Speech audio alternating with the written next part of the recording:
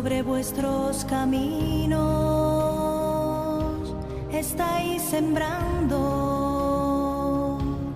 sin cosechar, porque coméis y no saciáis. Sendas antiguas, vidas ejemplares de ayer para cristianos de hoy. Soy lleno, edificar. Fueron grandes hombres de Dios Que pasaron por este mundo dejando una huella importante en la historia. Su servicio a Dios era la principal motivación en sus vidas.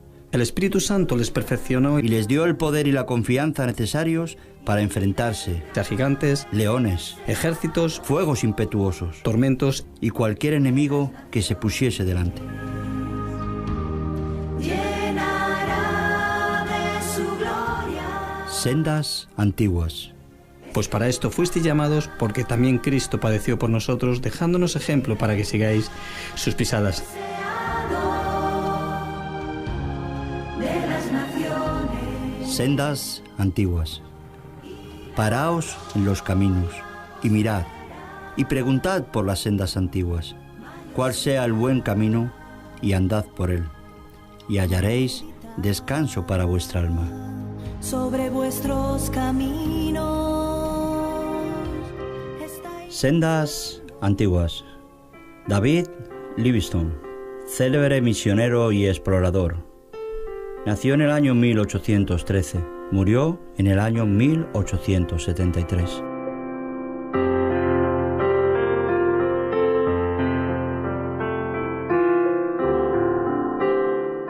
Cierto comerciante, al visitar la abadía de Westminster en Londres, donde se encuentran sepultados los reyes y personajes eminentes de Inglaterra, preguntó cuál era la tumba más visitada, excluyendo la del soldado desconocido. El conserje respondió que era la tumba de David Livingstone. Son pocos los humildes y fieles siervos de Dios que el mundo distingue y honra de esta manera.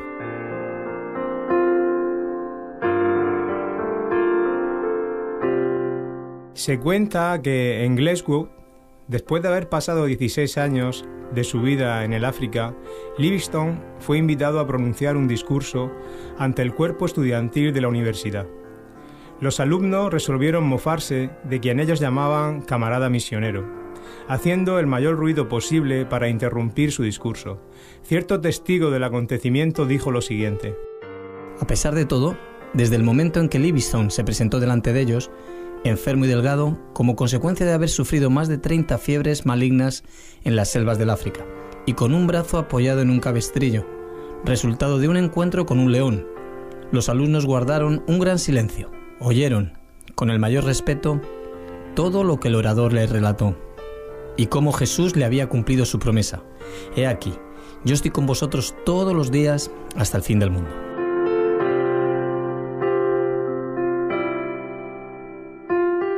David Livingstone nació en Escocia. Su padre, Neil Livingstone, acostumbraba a relatar a sus hijos las proezas de 8 generaciones de sus antepasados. Uno de los bisabuelos de David tuvo que huir con su familia a los pantanos y montes escabrosos donde podían adorar a Dios en espíritu y en verdad. Pero aún esos cultos que se realizaban entre los espinos y a veces sobre el hielo eran interrumpidos de vez en cuando por la caballería, que llegaba galopando para matar y llevarse presos tanto a hombres como mujeres.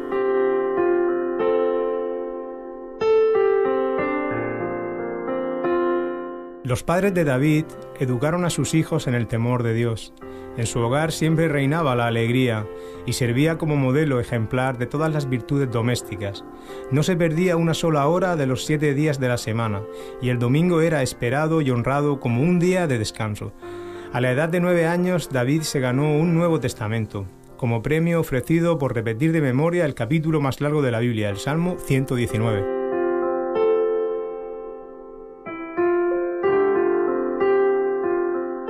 Entre los recuerdos más sagrados de mi infancia, escribió Livingstone, están los de la economía de mi madre para que los pocos recursos fuesen suficientes para todos los miembros de la familia. Cuando cumplí 10 años de edad, mis padres me colocaron en una fábrica de tejidos para que yo ayudara a sustentar la familia. con una parte de mi salario de la primera semana, me compré una gramática en latín.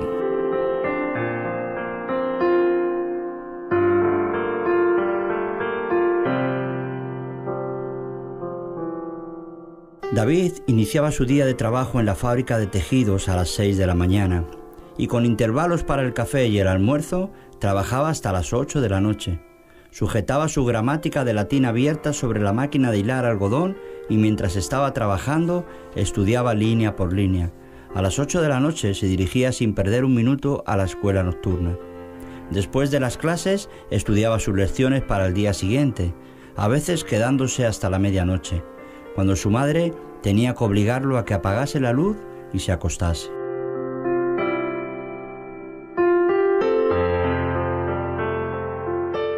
La inscripción sobre la lápida de la tumba de los padres de David Livingstone indica las privaciones del hogar paterno, para marcar el lugar donde descansan Neil Livingstone y Agnes Hunter, su esposa, y para expresar a Dios la gratitud de sus hijos, Juan, David, Janet, Charles y Hartnett-Port, haber tenido padres pobres y piadosos. Los amigos insistieron en que él cambiase las últimas palabras de esa inscripción para que dijese padres pobres pero piadosos.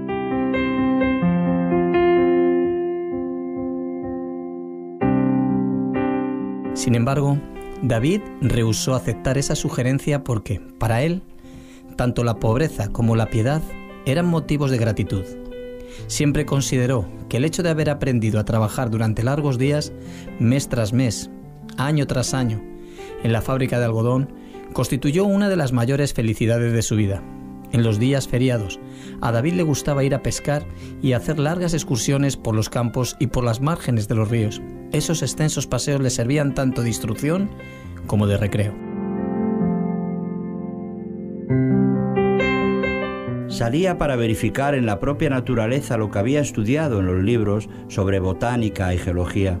Sin saberlo, de ese modo se fue preparando en cuerpo y mente para las exploraciones científicas y para los que escribiría con exactitud acerca de la naturaleza del África. A los 20 años se produjo un gran cambio espiritual en la vida de David Livingstone, que determinó el rumbo de todo el resto de su vida.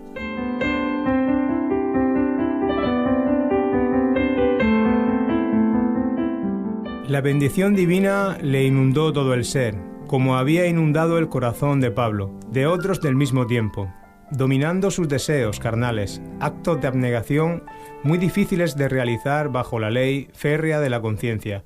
Se convirtieron en servicio de la voluntad libre bajo el brillo del amor divino. Es evidente que a él lo había impulsado una fuerza pasiva pero tremenda, dentro del propio corazón hasta el fin de su vida.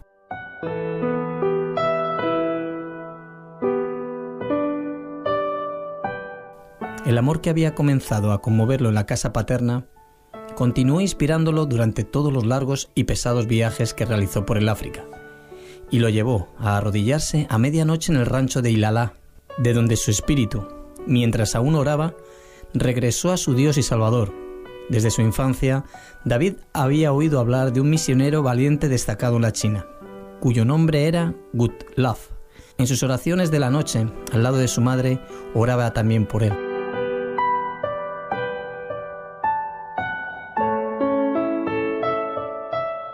A la edad de 16 años, David comenzó a sentir un deseo profundo de que el amor y la gracia de Cristo fuesen conocidos por aquellos que permanecían aún en las densas tinieblas. Por ese motivo, resolvió firmemente en su corazón dar también su vida como médico y misionero al mismo país, la China. Al mismo tiempo, el maestro de su clase en la escuela dominical, David Og, lo aconsejó de esta manera: «Ora, muchacho. Haz de la religión el motivo principal de tu vida cotidiana y no una cosa inconstante. Si quieres vencer las tentaciones y otras cosas que te quieren derribar». Y David resolvió sinceramente dirigir su vida futura bajo esa norma.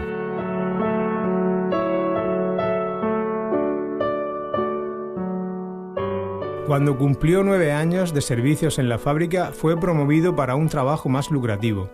Consiguió completar sus estudios y, recibiendo el diploma de licenciado de la Facultad de Medicina y Cirugía de Glasgow, sin recibir de nadie ningún auxilio económico que lo ayudase a completar su carrera, Si los creyentes no lo hubiesen aconsejado a que hablase a la Sociedad Misionera de Londres acerca de enviarlo como misionero, él habría ido por sus propios medios, según declaró más tarde.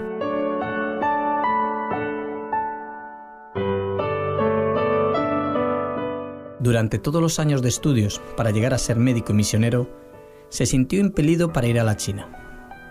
Cierta vez, en una reunión, oyó el discurso de un hombre de larga barba blanca, alto, robusto y de ojos bondadosos y penetrantes, llamado Robert Moffat.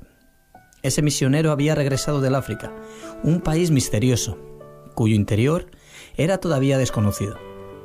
Los mapas de ese continente tenían en el centro enormes espacios en blanco, sin ríos y sin sierras.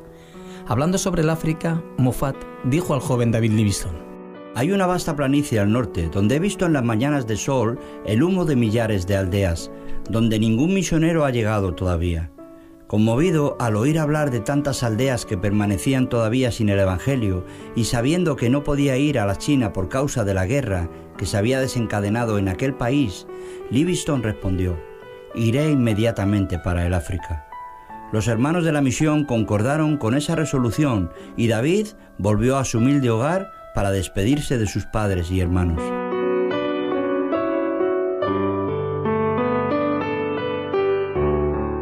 A las 5 de la mañana del día 17 de noviembre de 1840, la familia se levantó. David leyó los Salmos 121 y 135 junto con su familia. Las siguientes palabras quedaron impresas en su corazón y lo fortalecieron para resistir el calor y los peligros durante los largos años que pasó después en el África. El sol no te fatigará de día, ni la luna de noche. Jehová guardará tu salida y tu entrada desde ahora y para siempre. Después de orar, se despidió de su madre y de sus hermanas y viajó a pie, junto con su padre que lo acompañó hasta Glasgow.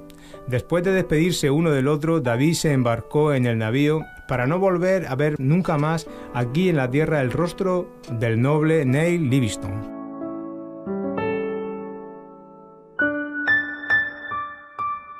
Sendas antiguas. David Livingstone, célebre misionero y explorador.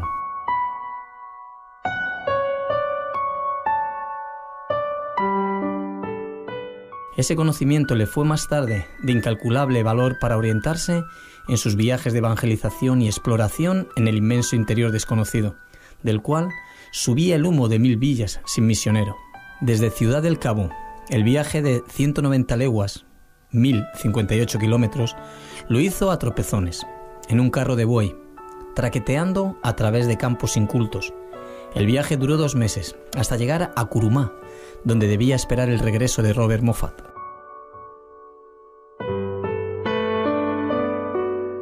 Deseaba establecerse en un lugar que estuviese situado a 50 o 60 leguas, unos 200 o 330 kilómetros más al norte de cualquier otro en que existiese ya una obra misionera, a fin de aprender la lengua y las costumbres del pueblo. Nuestro explorador empleaba su tiempo viajando y viviendo entre los indígenas. Su buey de transporte se pasaba la noche amarrado, mientras él se sentaba con los africanos alrededor del fuego, oyendo las leyendas de sus héroes. Livingstone, por su parte, les contaba las preciosas y verdaderas historias de Belén, de Galilea y de la cruz.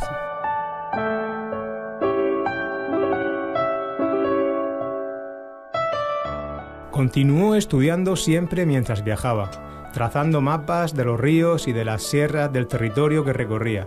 En una carta a un amigo suyo le escribió que había descubierto 32 clases de raíces comestibles y 43 especies de árboles y arbustos frutales que se producían en el desierto sin ser cultivados. Desde un punto que alcanzó en esos viajes le faltaron apenas 10 días de viaje para llegar al gran lago Gami, que descubrió 7 años más tarde.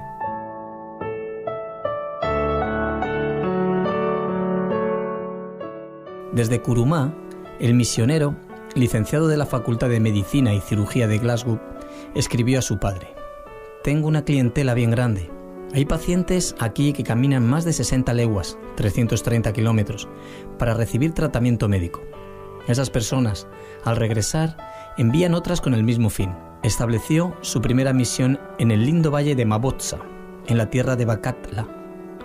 En una carta que escribió desde Kurumá, Livingstone se expresó de la siguiente manera sobre el lugar que había escogido para su centro de evangelización. Está situado en una comunidad de seres que se llama Mabotsa, que quiere decir cena de bodas. Que Dios nos ilumine con su presencia, para que por intermedio de siervos tan débiles, mucha gente encuentre la entrada para la cena de las bodas del Cordero. Fue en Mabotsa donde tuvo lugar el histórico encuentro con un león. Acerca de ese acontecimiento, David escribió lo siguiente: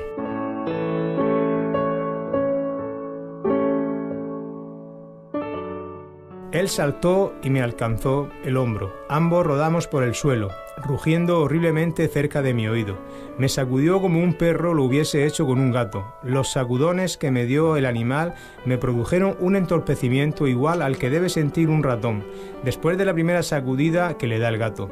Me atacó entonces una especie de adormecimiento y no sentí ningún dolor ni ninguna sensación de temor. No obstante, antes de que la fiera tuviese tiempo de matarlo, lo dejó para atacar a otro hombre que con una lanza en la mano había entrado en la lucha.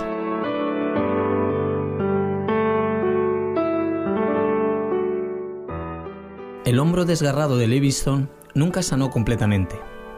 Él nunca más pudo apuntar un rifle o llevarse la mano a la cabeza sin sentir dolores. Fue en la casa de Robert Moffat, en Kurumá, que llegó a conocer a María, la hija mayor de ese misionero. Después de abrir la misión en Mabotsa, los dos se casaron. 6 hijos fueron el fruto de ese enlace. Después que Livingstone se casó, la escuela dominical de Mabotsa se transformó en una escuela diaria, pasando su esposa a ser la maestra.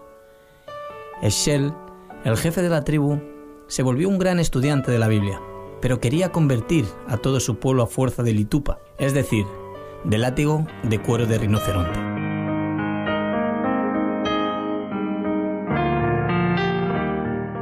Él inició un culto doméstico en su casa y el propio Livingstone se admiró de su manera sencilla y natural de orar.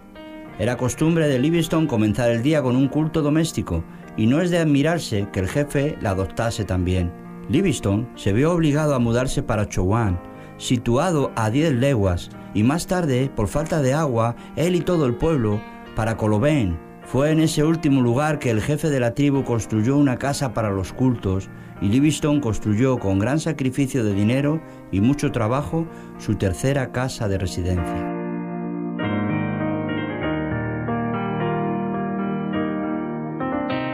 En esa casa vivió durante 5 años y nunca más consiguió fijar residencia en otro lugar de la tierra. Acerca del trabajo en ese lugar se expresó así: aquí tenemos un campo sumamente difícil de cultivar. Si no confiásemos en que el Espíritu Santo obra en nosotros, desistiríamos en desesperanza. A través del desierto de Kalari llegaban rumores de un inmenso lago y de un lugar llamado Humazo Ruidoso, el cual se creía que era una gran catarata de agua. Las sequías lo oprimían tanto en Colobén que Livingstone resolvió hacer un viaje de exploración para encontrar un lugar más apropiado para establecer su misión.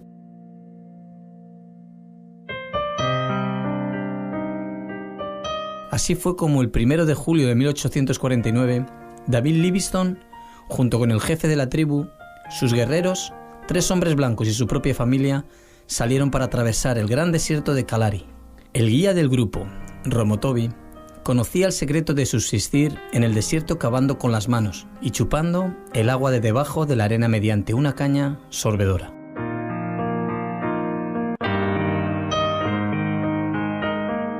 Después de viajar durante muchos días, llegaron al río Zouga. Al preguntarles a los indígenas, ellos les informaron que el río tenía su naciente en una tierra de ríos y bosques. Livingstone quedó convencido de que el interior del África no era un gran desierto, como el mundo de entonces suponía, y su corazón ardía con el deseo de encontrar una vía fluvial para que otros misioneros pudiesen ir y penetrar en el interior del continente con el mensaje de Cristo.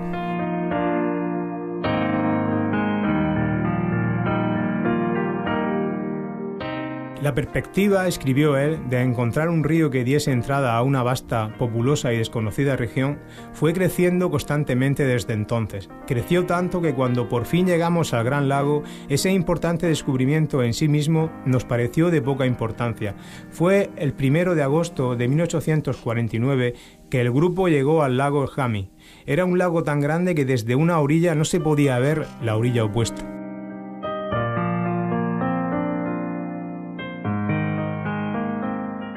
Sendas antiguas. David Livingstone, célebre misionero y explorador.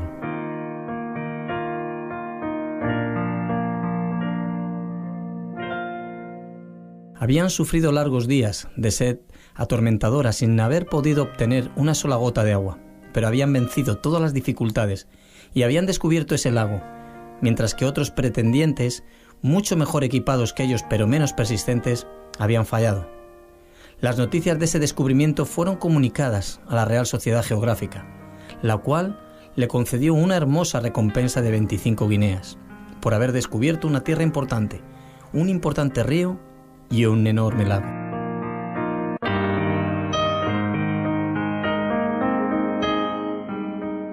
El grupo tuvo que volver a Koloben. Sin embargo, algunos meses después inició un nuevo viaje para el lago Nuami.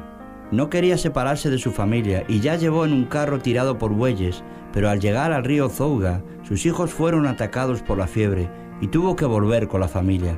Le nació una hija, la cual murió luego de fiebre. Con todo, Livingstone permaneció más firme que nunca en su resolución de encontrar un camino para llevar el Evangelio al interior del continente africano. Después de descansar durante algunos meses con su familia en la casa de su suegro en Kurumá, salieron con el propósito de encontrar un lugar saludable donde pudiese establecer una misión más al interior.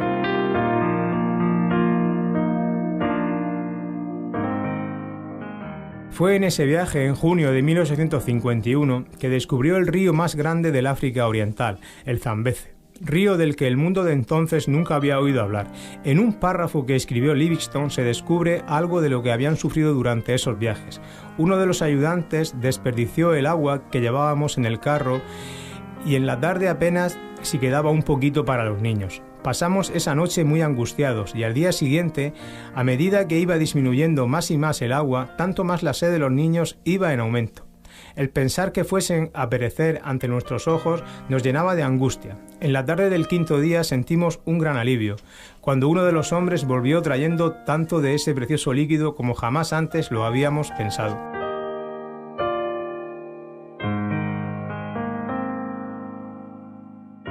Livingstone, convencido de que era la voluntad de Dios que saliese para establecer otro centro de evangelización y con una indómita fe de que el Señor supliría todo lo necesario para que se cumpliese su voluntad, avanzaba sin vacilar. Después de descubrir el río Zambeze, Livingstone vino a saber que los lugares saludables eran lugares sueltos a saqueos inesperados por parte de otras tribus. Solamente en los lugares plagados de enfermedades y azotados por la fiebre era donde se encontraban tribus pacíficas. Resolvió, por tanto, enviar a su esposa a descansar en Inglaterra, mientras él continuaba sus exploraciones con el fin de establecer un centro para su obra de evangelización.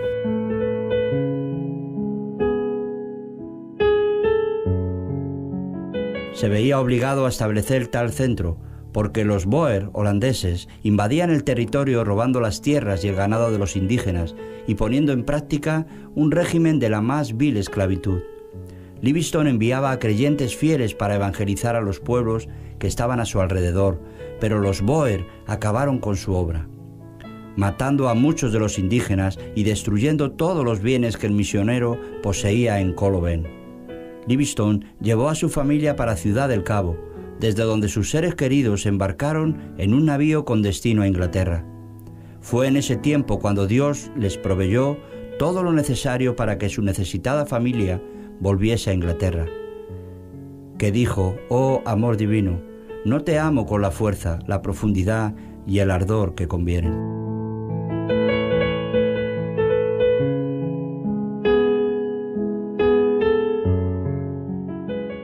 La separación de su familia le causó profunda pena, pero de nuevo dirigió su rostro heroicamente hacia su meta, que era ir a socorrer a las desgraciadas tribus del interior del África.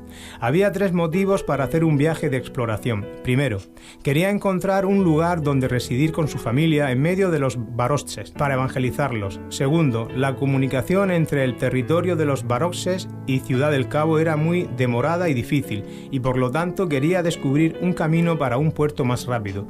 Tercero, quería hacer todo lo posible para influir a las autoridades contra el horrendo tráfico de esclavos.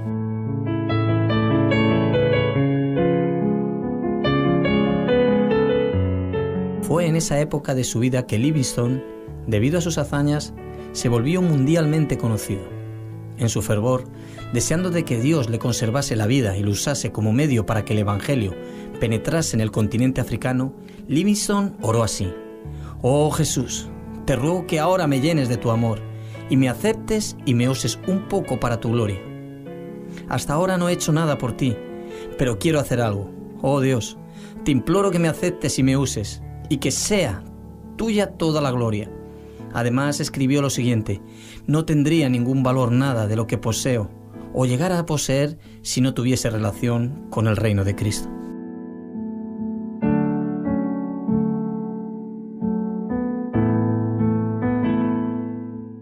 Si algo de lo que poseo puede servir para tu reino, te lo daré a ti, a quien debo todo en este mundo y en la eternidad.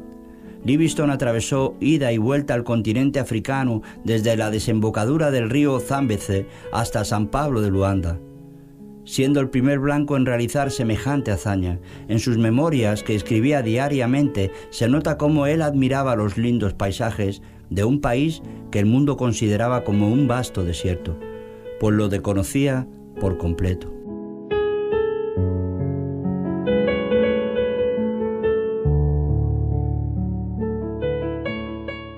Llegó a Luanda flaco y enfermo, a pesar de la insistencia del cónsul británico para que regresase a Inglaterra. A fin de recuperar la salud quebrantada, él volvió nuevamente por otro camino, para llevar a sus fieles compañeros hasta su casa, conforme les había prometido antes de iniciar el viaje. En ese viaje, Livingstone descubrió las magníficas cataratas de Victoria, nombre que él dio a esas grandes caídas de agua en honor de la reina de Inglaterra.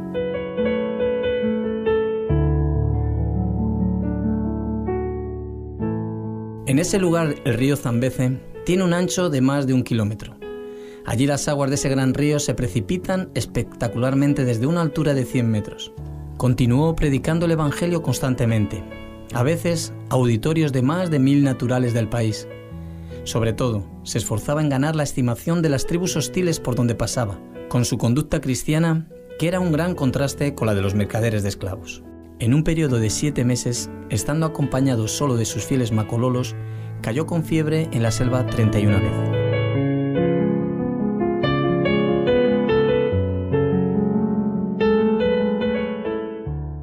Pero no era solo el sufrimiento físico lo que lo afligía. Sus cartas revelan su angustia moral al ver los horrores del pueblo africano masacrado y arrebatado de sus hogares, conducido como ganado para ser vendido en el mercado. Desde un lugar alto a donde subió, contó 17 aldeas en llamas, incendiadas por esos nefandos mercaderes de seres humanos. Prometió a su esposa que se reuniría con su familia después de 2 años, pero transcurrieron 4 años y medio antes que ella recibiese alguna noticia de él. Por fin, después de una ausencia de 17 años de su patria, regresó a Inglaterra.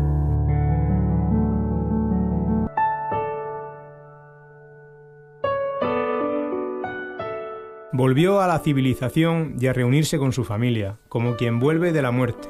Antes de desembarcar supo que su querido padre había fallecido. En toda la historia de David Livingstone no se cuenta un acontecimiento más conmovedor que su encuentro con su esposa y sus hijos.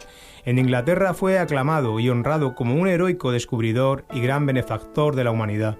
Los diarios publican todos sus actos de valentía. Las multitudes afluían para oírlo contar su historia. El doctor Livingstone era muy humilde, no le gustaba andar por la calle, por temor a ser atropellado por las multitudes.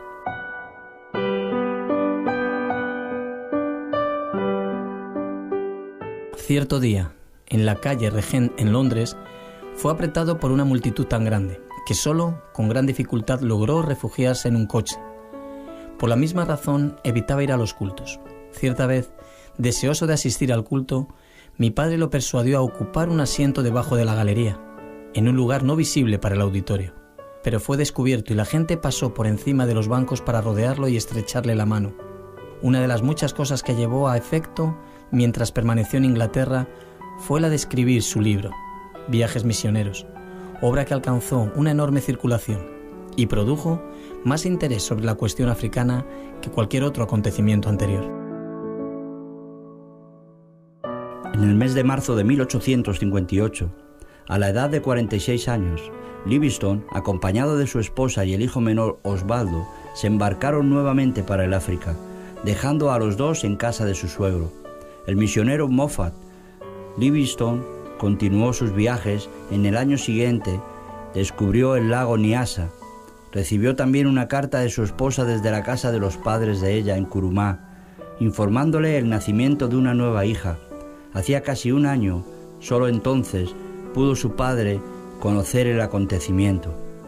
Realizó exploración de los ríos Zambeze, Tete y Shire, y la del lago Nyassa, con el propósito de saber cuáles eran los puntos más estratégicos para la evangelización, y luego enviaron misioneros desde Inglaterra para que ocupasen esos lugares.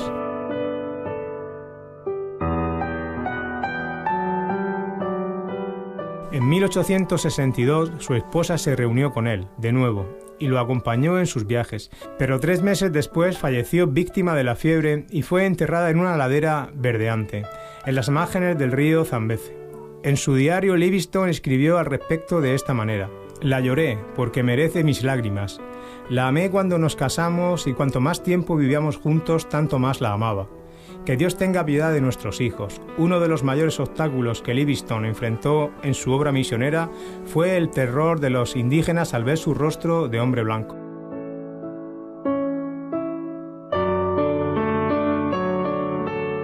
Sendas antiguas. David Livingstone, célebre misionero y explorador.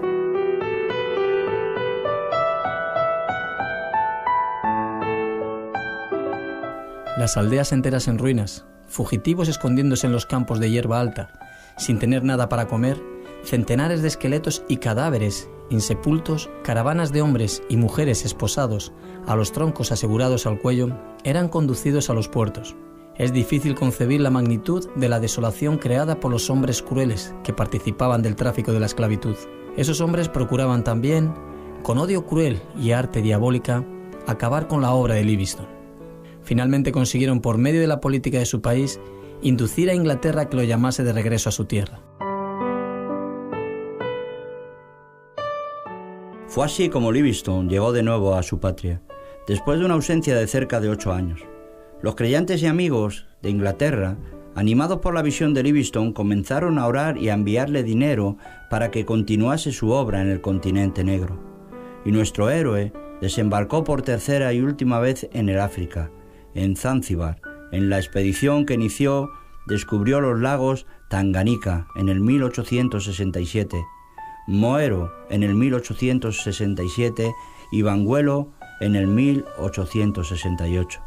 Pasó 5 largos años explorando las cuencas de esos lagos. La constante oración y el pan de la palabra de Dios fueron su sustento espiritual durante todos esos años de prueba que sufrió debido a las crueldades de los negociantes de los esclavos.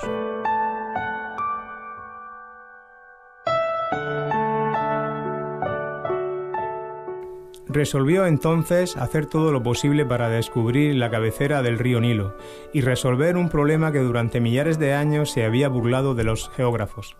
Sabía que si descubriese el nacimiento del famoso Nilo, el mundo le daría oídos acerca de la llaga abierta que tenía el África, como el comercio de los esclavos. Es interesante conocer lo que él escribió. El mundo cree que yo busco fama, sin embargo yo tengo una regla, es decir, no leo nada sobre los elogios que me hacen. Él sabía que al acabarse la esclavitud, el continente se abriría para dejar entrar el Evangelio. Durante los largos intervalos que había entre los periodos en que sus cartas eran recibidas en Inglaterra, llegadas desde el corazón del África, circularon rumores de que Livingstone había muerto.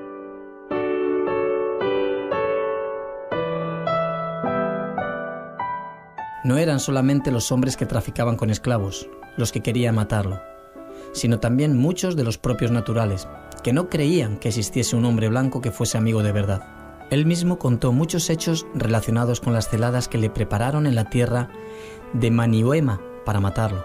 En ese lugar él escribió en su diario lo siguiente: leí toda la Biblia 4 veces mientras estuve en Manihuema. En la soledad encontró un gran alivio en las Escrituras. Reconocía siempre la posibilidad de perecer en manos de los enemigos, pero siempre respondía así a la insistencia de los amigos. ¿No puede el amor de Cristo constreñir al misionero a que vaya donde el comercio ilegal lleva al mercader de esclavos?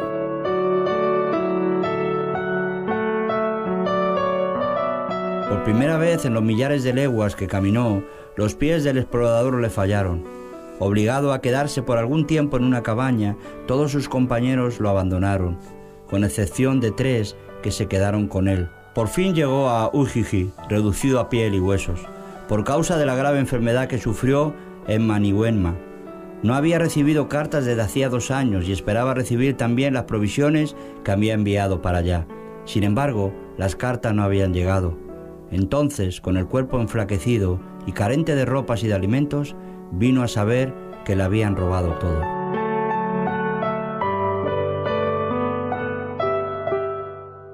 En esa situación él escribió: en mi pobreza me sentí como el hombre que, descendiendo de Jerusalén a Jericó, cayó en manos de ladrones. No tenía esperanza de que un sacerdote, un levita o un buen samaritano viniese en mi auxilio. Sin embargo, cuando mi alma estaba más abatida, el buen samaritano ya se hallaba muy cerca de mí. El buen samaritano era Henry Stanley, enviado por el diario New York Herald, a insistencia de muchos millares de lectores de ese periódico, para saber con seguridad si Livingstone todavía vivía o, en el caso de que hubiese muerto, para que su cuerpo fuese devuelto a su patria.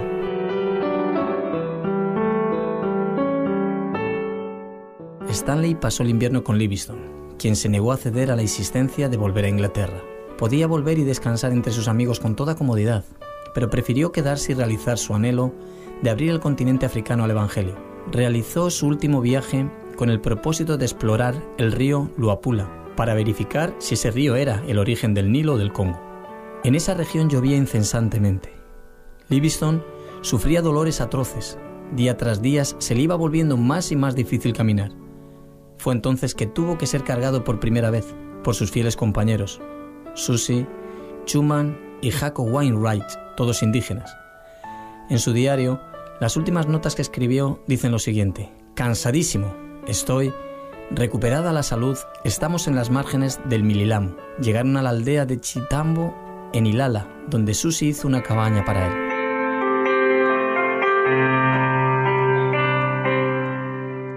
En esa cabaña, el 1 de mayo del año 1873, el fiel Susie encontró a su bondadoso maestro de rodillas al lado de su cama, muerto. Oró mientras vivió y partió de este mundo orando. Sus 2 fieles compañeros, Susie y Chuman, enterraron el corazón de Livingstone debajo de un árbol en Chitambo. Secaron y embalsamaron el cuerpo y lo llevaron hasta la costa, viaje que duró varios meses, a través del territorio de varias tribus hostiles. El sacrificio de esos valientes hijos del África, sin que tuvieran ningún propósito de recibir remuneración económica alguna, no será olvidado por Dios ni por el mundo.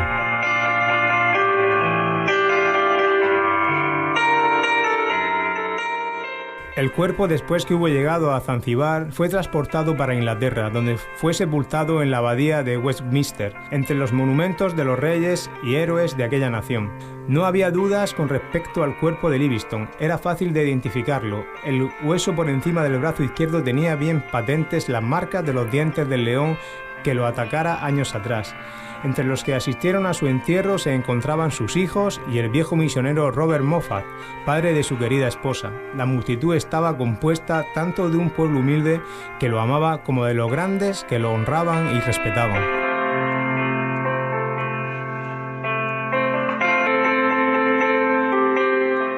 Se cuenta que entre la multitud que permanecía en las aceras de las calles de Londres, el día en que el cortejo que llevaba el cuerpo de David Livingstone pasó, había un viejo llorando amargamente. Al preguntarle por qué lloraba, respondió: es porque Davidcito y yo nacimos en la misma aldea. cursamos el mismo colegio y asistimos a la misma escuela dominical. Trabajamos en la misma máquina de hilar, pero Davidcito se fue por aquel camino y yo por este. Ahora él es honrado por la nación, mientras que yo soy despreciado, desconocido y deshonrado. El único futuro para mí es el entierro del borracho.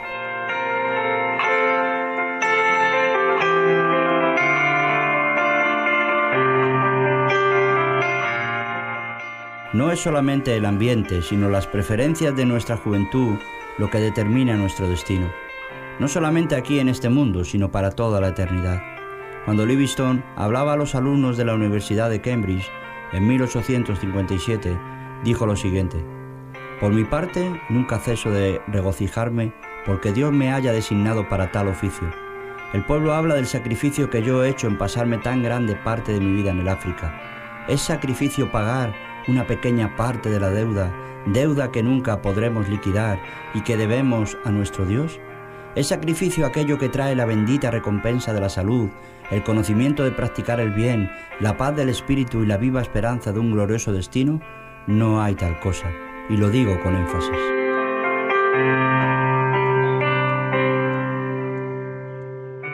No es sacrificio, nunca hice un sacrificio. No debemos hablar de sacrificio si recordamos el gran sacrificio que hizo aquel que descendió del trono de su padre, de allá de las alturas, para entregarse por nosotros. Si Livingstone no se hubiese enfermado, habría descubierto la cabecera del Nilo. Durante los 30 años que pasó en el África, nunca se olvidó del propósito que tenía de llevar a Cristo a los pueblos de ese oscuro continente.